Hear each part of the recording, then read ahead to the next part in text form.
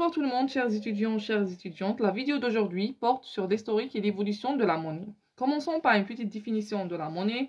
La monnaie, c'est un bien d'échange et instrument de paiement accepté obligatoirement par l'ensemble des agents économiques dans le règlement des achats, dans la prestation des services, dans les paiements des dettes, dans les paiements des salaires, etc.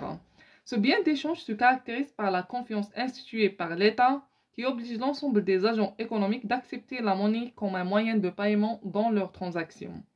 Parmi les caractéristiques de la monnaie, nous citons les suivants. La monnaie, c'est un moyen de paiement obligatoire. Cela signifie qu'on ne peut pas refuser le paiement avec cette monnaie dans sa zone monétaire.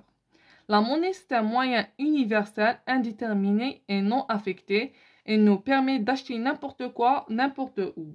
Ça signifie qu'on n'est pas lié par un achat déterminé à l'avance. La monnaie, c'est un moyen de paiement relatif à un espace monétaire, c'est-à-dire il est accepté que dans sa zone monétaire. La monnaie, c'est un moyen de paiement immédiat de transaction ou d'un service. On passe alors aux évolutions des échanges et des moyens de paiement. Commençons par le troc. Le troc, c'est un échange de marchandises par une autre ou par un service, c'est-à-dire l'échange d'un bien par un bien ou d'un bien par un service.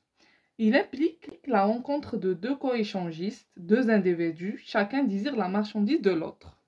On a deux types de troc.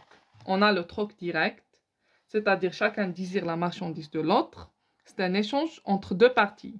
Le troc indirect, c'est-à-dire l'échange entre trois parties. On a par la suite la monnaie marchandise.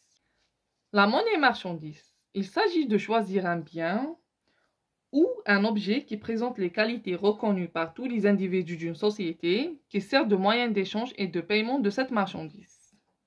Les caractéristiques de ce bien choisi doivent être divisibles, transportables, conservables et portent une valeur d'usage. Par exemple, le sucre, le thé, le sel, le cuivre, l'argent, le fer, etc. Puis on a la monnaie métallique. Après avoir utilisé plusieurs métaux, l'or et l'argent se sont imposés comme un moyen de paiement et instrument monétaire. Cela pour les caractéristiques suivantes.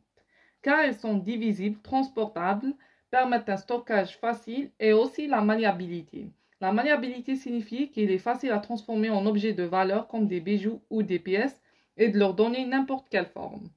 Passons à l'évolution de la monnaie métallique. On a tout d'abord la monnaie pesée. C'est 2000 ans avant Jésus-Christ. L'or et l'argent ont circulé sous forme de morceaux, sans poids et sans forme. Il fallait peser et vérifier la pureté de ce métal pour chaque transaction.